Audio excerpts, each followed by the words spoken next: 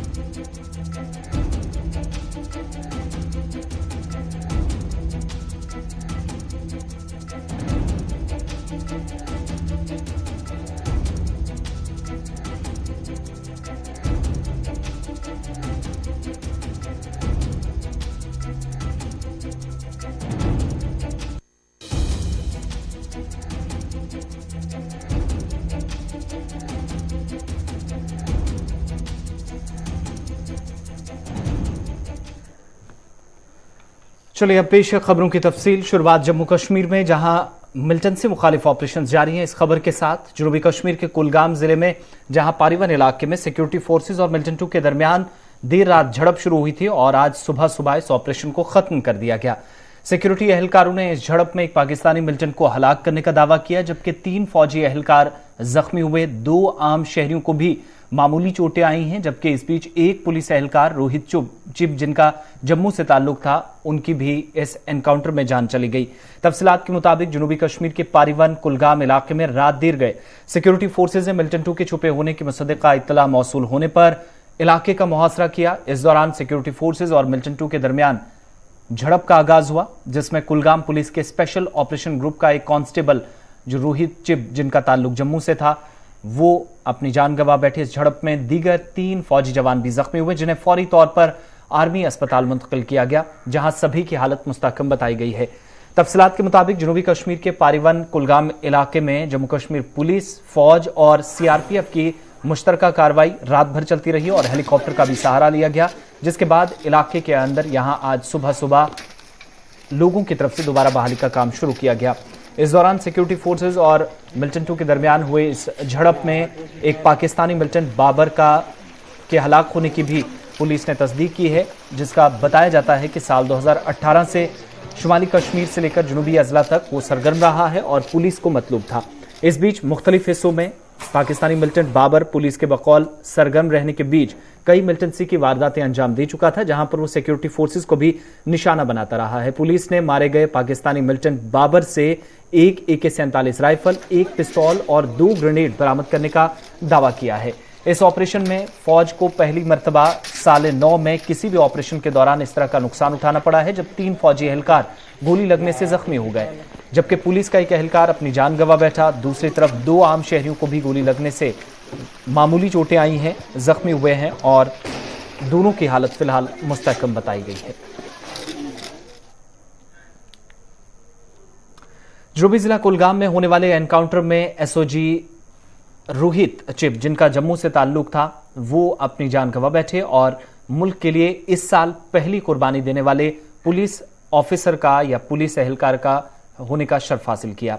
इस बीच आपको बताएं कि जम्मू के जगती इलाके के रहने वाले रोहित चिब, जिनका अब से थोड़ी देर बाद उनकी डेड बॉडी जम्मू पहुंचाई जाएगी, जिसके लिए तैयारियां की जा रही हैं, लेकिन उनके घर पर मातम पसरा है, इलाके में मातम पसरा है, माहौल पूरी तरीके से सोगवार है। उनके घर की तस्वीरें जहां पर उनकी जसद का इंतजार हो रहा है और आखिरी रस्मात जगती जम्मू के अंदर अंजाम दी जाएंगी। जनूबी जिला कुलगाम के अंदर, जहां पर वो इस ऑपरेशन का हिस्सा थे और जो रिपोर्ट्स आई उन्होंने उसमें ये पता चला कि वो इस ऑपरेशन में लीड रोल के हैसियत से काम कर रहे थे। जम्मू कश्मीर पुलिस थी, फौज थी, CRPF थी और इस वक्त की जो ताज़ा तरीन तफसीलात हैं उनके मुताबिक तैयारियां जम्मू के अंदर उनके घर पर बड़े पैमाने पर चल रही हैं।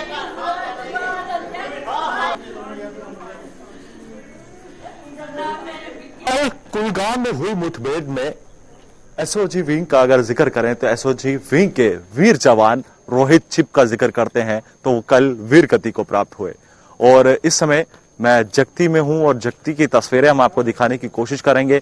और देश के वीर सपूत की अगर जिक्र करते हैं तो आज पूरे परिवार के अंदर शोक की लहर है। हालांकि उस समय कल देर रात 8 बजे एनकाउंटर शुरू हुआ और उस एनकाउंटर के दौरान जो है मुठभेड़ शुरू हुई और एसओजी विंग को जो है वहां पर डिप्लॉय किया गया और एसओजी विंग ने मोर्चा संभाला। हालांकि रोहित छिब का जिक्र करते हैं तो रोहित छिब जो है हालांकि उनको शुरुआती तौर पर जो है वो बुरी तरह से जख्मी हुए थे और बुरी जख्मी होने के बाद फिर भी लोहा लेते रहे और उस आतंकी को मौत के घाट उतारा। मगर उस बीच जब उन्हें नजदीकी हॉस्पिटल ले जाया गया तो वो वीर गति को प्राप्त हुए।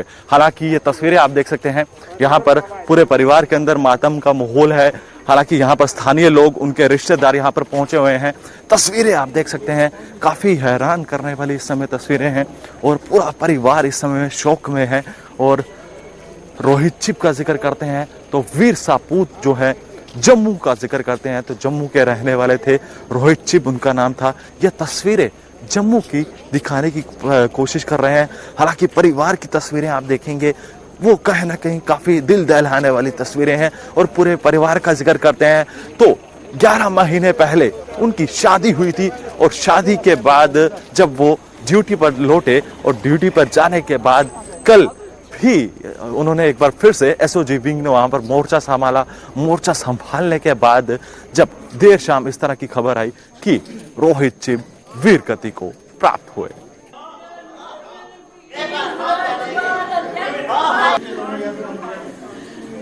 जहां पर मातम पसरा है, आखिरी रस्मात उनकी अंजाम दी जाएंगी और खुसूसी तैयारी के जरिए श्रीनगर से उनके जसद को लाया जा रहा है। समाचार हम सब ने प्राप्त किया, हम सबको प्राप्त हुआ कि रोहित छिब जी एक नौजवान आदमी, एक दिलेर आदमी जो आतंकवाद के विरुद्ध लड़ाई में बहुत आगे चलकर हिस्सा लेने वाला व्यक्ति था, कल एक बिल्कुल हम कहें बेईमान, एक झूठे, एक आतंकवादियों के साथ मिले हुए एक मकान मालिक के कारण उसने शहादत प्राप्त की। उसने मकान मालिक ने झूठ बोला सुरक्षा बलों से, सुरक्षा कर्मियों से, पुलिस से कि घर में कोई नहीं है, तो जिसकी वजह से ये थोड़ा केयरलेस होकर अंदर घुसे, नहीं तो ऐसा संभव शायद नहीं होता। हम इनकी शहादत को, रोहित छिब की शहादत को प्रणाम करते हैं और सरकार से ये भी वो स्वाभाविक रूप से जो उनके हिस्से में बनता है, लेकिन इस परिवार की देखभाल, इस परिवार की रख रखाव और इसमें इनकी श्रीमती 1 साल पहले केवल शादी हुई है, इनकी माँ है, इनकी बहन है, इनके भाई हैं, तो उस सब की जिम्मेवारी सरकार के ऊपर बनती है, ऐसा हम सब मानते हैं। इसलिए सरकार उसका निर्वाह करेगी, ऐसा हमें पूरा भरोसा है। हृदय के साथ हम रोहित छिब की शहादत को प्रणाम करते हैं। केदारीलाल जी, आपको नहीं लगता कि उस व्यक्ति के खिलाफ जो है कड़ी कार्रवाई होनी चाहिए? हत्या का मुकदमा, सीधे सीधे हत्या का मुकदमा चलना चाहिए, क्योंकि वो जानबूझकर वो मिला हुआ है और उसने जानबूझकर गलत जानकारी दी है जिसके कारण ये शहादत हुई है। इसलिए उस व्यक्ति पर सीधे सीधे हत्या का मुकदमा बनता है।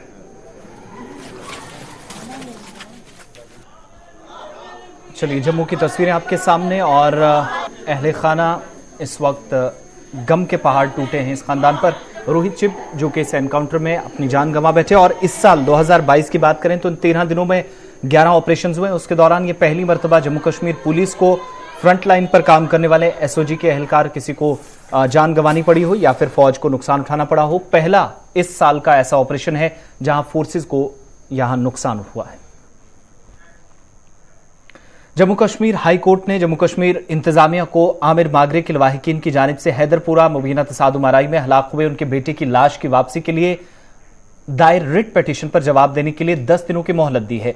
वाज़ेह रहे कि गुज़श्ता बरस 31 दिसंबर को आमिर मागरे के वालिद लतीफ मागरे ने जम्मू कश्मीर हाई कोर्ट में अपने बेटे की लाश के लिए एक रिट पिटीशन दायर की थी। मागरे ने दरख्वास्त में अदालत से मरकजी वजारत दाखिला, जम्मू कश्मीर इंतजामिया और डायरेक्टर जनरल ऑफ पुलिस को आमिर की लाश अहले खाना के हवाले करने की हिदायत करने की दरख्वास्त की थी और हवाला दिया था कि आइन के आर्टिकल 21 का इस्तेमाल करते हुए जो मजहबी रसूमात और कवायद के मुताबिक बाइज्जत तदफीन के हक में तौसी करता है।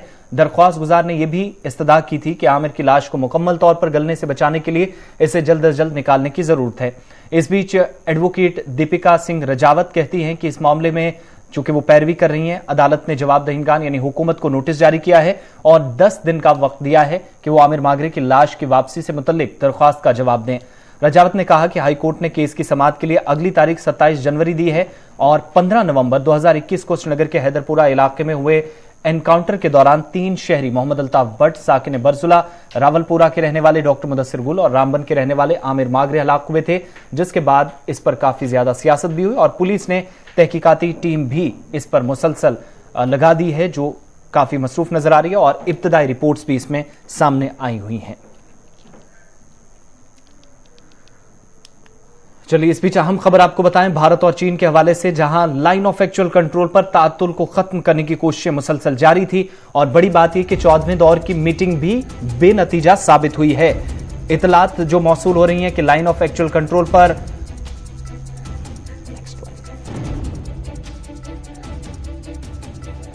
तक निकल नहीं सका है।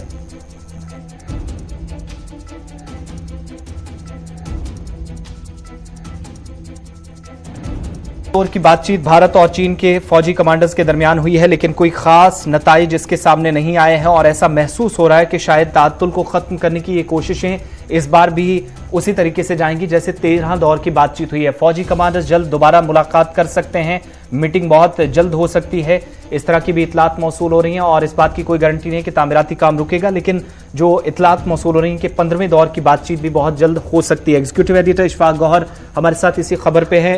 इशफाक, जो मीटिंग खत्म हुई है तकरीबन 12.5 घंटे तक मीटिंग हुई है और जानकारी अब ये मिल रही है आहिस्ता आहिस्ता डिटेल्स जो है डेवलप होना शुरू हुई है कि नतीजा कोई मुस्बत नहीं निकला है और यहां तक चीनी मीडिया की रिपोर्ट्स को अगर सही माने तो तामीरात का काम जो है वो थमने वाला नहीं है, इस तरह की गारंटी शायद ना दे पाए चीन की तरफ से, कुछ रिपोर्ट्स में सामने आ रहा है। क्या कुछ मजीद वजाहत हो पा रही है इसमें? बिल्कुल आसिफ, कल सबकी नजरें चचूल मोल्डो पर थी जहां पर भारत और चीन की कमांडर्स अपने सामने थे और सुबह तकरीबन 9:30-35 पर मीटिंग शुरू हुई और रात 10-10 बजे तक वो चली है और दफ्तर खारजा या वजारत दिफा की तरफ से अगरचे अभी कोई बड़ा बयान जो है वो सामने नहीं रखा गया, लेकिन जो जराया से खबरें सामने आ रही है और जो सरहद पार चीनी मीडिया को खंगाल के पता लग रहा है वो यही है कि कोई ज्यादा पेशरफ्त इस मामले पे नहीं हुई है और भारत सरकार जिस मौकफ को लेकर अपने पहले दिन से टेबल पर है कि उस पोजीशन को बहाल किया जाए, जिस पोजीशन को लेकर भारत सरकार का मौकफ यह है कि जो पैंगोन टीएसओ के पहले वाली पोजीशन थी कि फौजें कहीं पर भी नहीं थी, एस्केलेशन था, उसको रेस्टोर किया जाए और किसी तरीके से इंफ्रेक्टिव पॉइंट्स पर कोई भी ना रहे, जो पहले ही पेट्रोलिंग पॉइंट्स बनाए गए हैं उन्हीं को सिर्फ यूज किया जाए, उस पर कोई ज्यादा आमद बनती हुई नजर नहीं आ रही, क्योंकि यहाँ पर जो मामला है वो डेक्साम का है और दिप्सांग और आसपास के एरिया का है जो स्ट्रेटेजिकली काफी ज्यादा इम्पोर्टेंट है और यहाँ पर अब किस तरीके की पेशरफ्त होगी, कैसे आगे बढ़ा जाएगा, ये चीन के लिए भी बड़ा मसला सबसे सामने है। लेकिन एक चीज जो बात सामने आई है वो यही है, जो दोनों फौजी कमांडर्स के बयान है जो जरा बता रहे हैं वो ये है कि फिलहाल बातचीत को यहाँ बंद नहीं किया गया है, बल्कि ये साफ कर दिया गया है कि बातचीत का दरवाजा जो है वो खुला रहेगा और बातचीत होगी और कोशिश की जाएगी कि किसी न किसी तरीके से ब्रेक थ्रू किया जाए।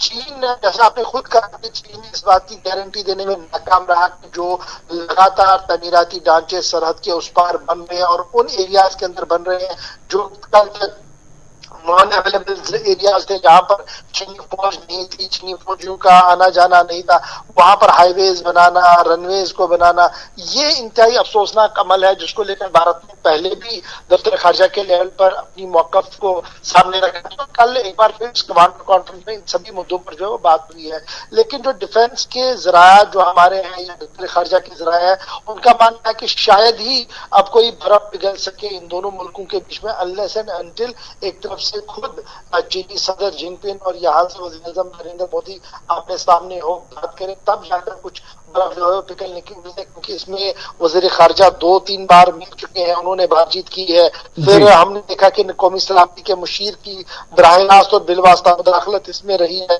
और फिर दफ्तर खारजा और वजारत दिफा एक साथ मिलकर बातचीत भी करें। 14 दौर की बातचीतें हुई है, लेकिन अभी तक कोई बड़ी पेशरफ और बड़ी कामयाबी जो है भारत सरकार के पॉइंट ऑफ से नहीं मिली है। जरूर कुछ पॉइंट्स पर ये मसला हुआ कि वो भी वहां पीछे चले गए, हम भी पीछे चले गए, बफर जोन्स बनाए गए, गए, लेकिन अभी भी स्ट्रेटेजिकल इंपॉर्टेंस वाले इलाके जो है वो पॉइंट ऑफ प्रेस्टीज बने। और इसमें अब सब लोगों का ये मानना है कि एट द हाईएस्ट लेवल, यानी प्राइम मिनिस्टर लेवल पर भारत सरकार की तरफ से और प्रेसिडेंट लेवल पर चीन की तरफ से जब तक डायरेक्टली कोई इंटरेक्शन नहीं होता है तब तक इसमें बर्फ पिघलेगी बहुत कम उम्मीद नजर आए। बहुत बहुत शुक्रिया तफसीलात फराहम करने के लिए। एग्जीक्यूटिव एडिटर इशफाक गौहर हमारे साथ थे। फौजी कमांडर्स बहुत जल्द दोबारा मुलाकात कर सकते हैं, 15वें दौर की मीटिंग हो सकती है, मुमकिन है कि जल्द शेड्यूल का भी ऐलान कर दिया जाए। लेकिन दूसरी तरफ आप देखेंगे तो 14वें दौर की मीटिंग भी बेनतीजा रही है और इस तरह की इतलात अब मौसूल हो रही है कि चीन ने इस बात की गारंटी नहीं दी कि आया वो इन जो गैर कानूनी अमल या जिसे भारत अपना इलाका मानता रहा उन इलाकों के अंदर चीन की तरफ से तामीराती सरगर्मियां रोकी जाएंगी, इस पर कोई भी इत्तेफाक नहीं हो पाया है।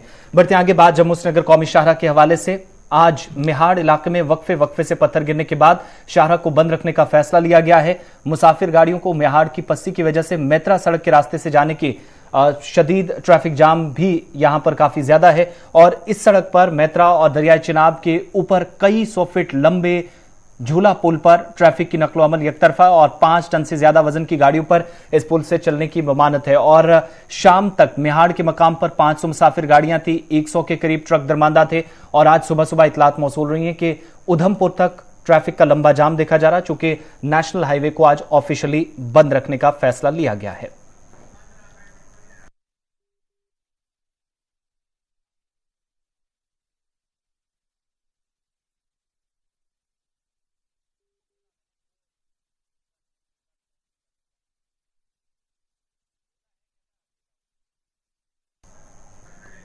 एक सेकंड रुकना।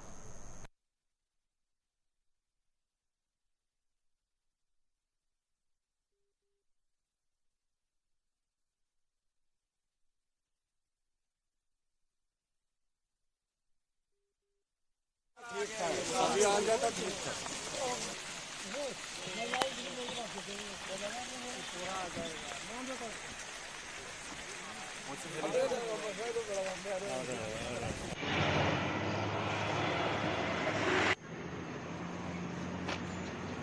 कौन सी के दूसरी के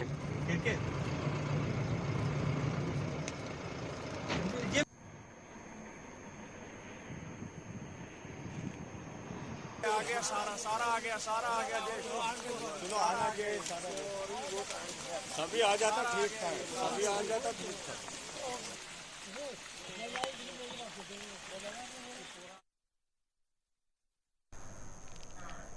जम्मू कश्मीर में कोविड के हवाले से बात करते हैं, जहां पर एक बार फिर योमिया केसेस में रिकॉर्ड तोड़ इजाफा देखा गया है। कोरोना वायरस की तशखीस के लिए 65,300 से ज्यादा टेस्ट गुज़श्ता 24 घंटों में देखे गए हैं। इस बीच 85 मुसाफिरों समेत मजीद 1695 अफराद की रिपोर्टें मस्बत आई हैं। इस बीच जम्मू कश्मीर में 4 जून 2021 को कोरोना वायरस के योमिया केसेस की तादाद 1723 थी और यूटी में कोरोना वायरस से मुतासरा होने वाले अफराद की मजमूई तादाद 3,48,200 से तजावुज कर गई है। इस दौरान जम्मू सूबे में कोरोना वायरस में से एक और शख्स की मौत हुई है। जम्मू के साथ साथ कश्मीर वादी के अंदर भी एक और मौत की तस्दीक हुई है। इस बीच मरने वालों की तादाद अब तक 4547 हो गई है। जम्मू कश्मीर में मुस्बत करार दिए गए 1695 अफराद में जम्मू में 812 जबकि कश्मीर में 883 अफराद में शामिल हैं। कश्मीर में मुस्बत करार दिए गए 883 अफराद में 32 बैरूनी रियासतों से सफर करके वादी लौटे, जबकि 851 मकामी सतह पर राब्ते में आने की वजह से कोविड पॉजिटिव पाए गए हैं। एक नंबर मैंने आपको भेजा है।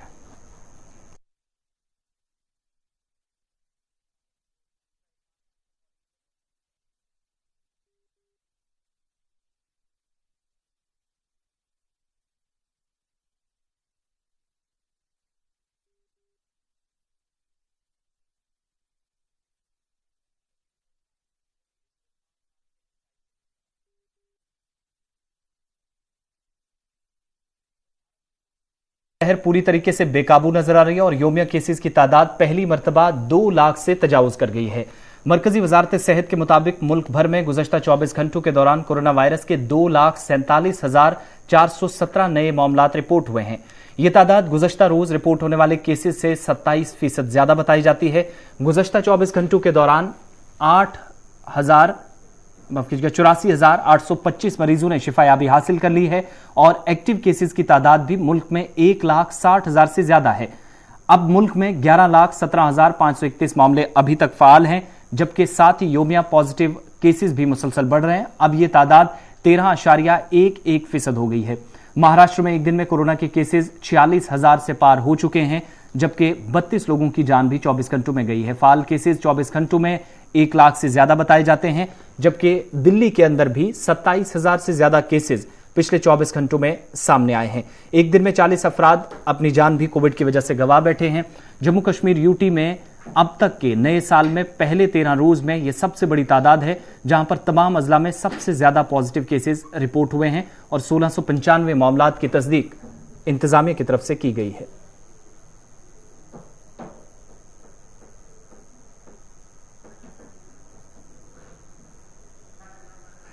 चलिए पहले श्रीनगर आपको लिए चलते हैं। इरफान फाजिल हमारे साथ इस वक्त हैं। इरफान, क्या कुछ सूरत हाल है वादी के अंदर? टेस्टिंग का सिलसिला क्या और भी तेज कर दिया गया है और 1695 केसेस यूटी से सामने आना, आज ये रिकॉर्ड टूटने के भी आसार नजर आ रहे हैं?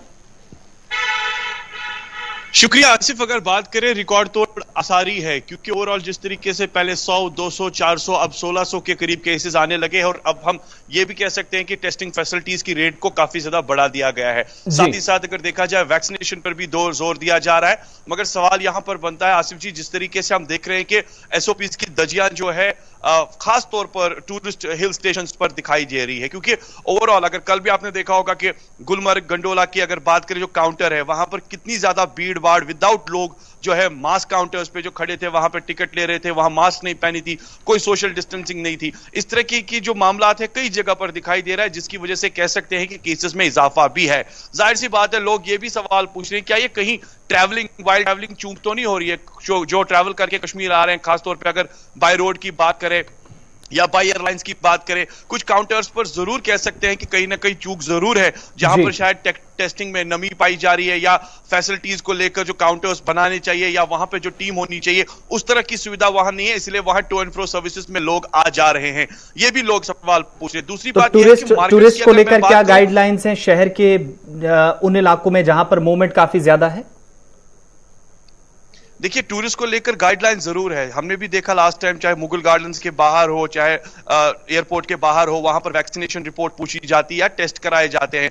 मगर जिस तरीके से सिचुएशन पहले होटल्स को लेकर थी, खासतौर पर जब भी कोई चेक इन के मामला होटल्स को लेकर आते थे, वहां बाज़ाब्ता फिगमेंटेशन, सैनिटेशन या वहां पर टेस्टिंग रिपोर्ट वगैरह जो है पूछी जाती थी, उसके बाद जो है एंट्री मिलती थी, और जिस पर सरकार भी काफी ज्यादा नजर जमा के रखी थी। मगर मुझे लगता है कि आसिफ जी अब इसमें जरूर कहीं ना कहीं चूक है, क्योंकि जिस तरीके से पहले कोविड टास्क टीम काम कर रही थी, ग्राउंड पर नजर रख रही थी, चालान हो रहे थे, एफआईआर हो रहे थे, मुझे लगता है कि अब वैसा कुछ सिस्टम है नहीं, जिसकी वजह से केसेस में इजाफा हो रहा है। अब जिस तरीके से डिप्टी कमिश्नर ने परसों भी कहा कि हमें खुद इसको समझना है, खुद इसे रोकना है, मगर वहां पर लोगों की कोऑपरेशन की जरूरत है। सरकारी दफ्तरों की हालत देखिए, क्या वहां पर एसओपीज की बात नहीं होती है? क्या वहां पर मास्क को लेकर बात नहीं होती? कितना ज्यादा अमल दखल वहां पर किया जाता है? वहां पर भी खास तौर पर नजर रखने की जरूरत है। बहुत बहुत शुक्रिया इरफान फाजिल श्रीनगर से हमारे साथ रहने के लिए, तफसीलात फराहम करने के लिए। अब आपको जम्मू सूबे में भी लिए चलते हैं। हर इलाके के अंदर तकरीबन पॉजिटिव केसेस आहिस्ता आहिस्ता आना शुरू हुए हैं और खिता पीर पंचाल में भी सूरत हाल ऐसी ही बनती नजर आ रही है। इरफान मुगल हमारे साथ पुंछ से ज्वाइन किए हुए हैं। इरफान, क्या सिचुएशन है मंडी, पुंछ, सुरनकोट और बाकी एरियाज में इस वक्त डिस्ट्रिक्ट के अंदर? केसेस लगभग कितने रोजाना आ रहे हैं और क्या कंट्रोल करने के लिए कोई इकदामात मकामी सतह पर इंतजामिया ने उठाए हैं? जी आसिफ, मैं आपको बता दूं कि जिला पुंछ के बात की जाए तो जिला पुंछ के साथ साथ इस वक्त हम अगर तहसील मंडी की भी बात करें तो पिछले कई दिनों से जो है कोविड-19 के जो केसेस हैं उनमें इजाफा देखने को मिला है और इंतजामिया की जानिब से इंतजामिया काफी मुतहर्रिक नजर आ रही है। इंतजामिया की जानिब से भी काफी जो है कड़े इंतजाम उठाए जा रहे हैं। लोगों को जो है इस हवाले से आगाह किया जा रहा है कि कोविड-19 के जो प्रोटोकॉल है उनको फॉलो किया जाए। तो कहीं ना कहीं जो लोग हैं इस वक्त भी आप देखेंगे कि मार्केट्स में जो लोग हैं वो बिना मास्क के निकल रहे हैं। अननेसेसरी जो है गैदरिंग जो देखी जा रही है मार्केट्स में, तो कहीं ना कहीं जो ये केसेस हैं इन्हें ज्यादा जो है बढ़ने की आशंका जो है वो देखने को मिल रही है। इस हवाले से हमने कई लोगों से बात भी की और मेरे साथ इस वक्त कुछ लोग मौजूद भी हैं। इरफान, वक्त चूंकि वक्त कम है, मैं ज्यादा आपको नहीं ले पाऊंगा, लेकिन एक बात इन शॉर्ट बताइएगा कि इंतजामिया की तरफ से लोकल लेवल पे कंट्रोल करने के लिए क्या कोई कार्रवाई, कोई स्पेशल ड्राइव इस वक्त चलाई जा रही है?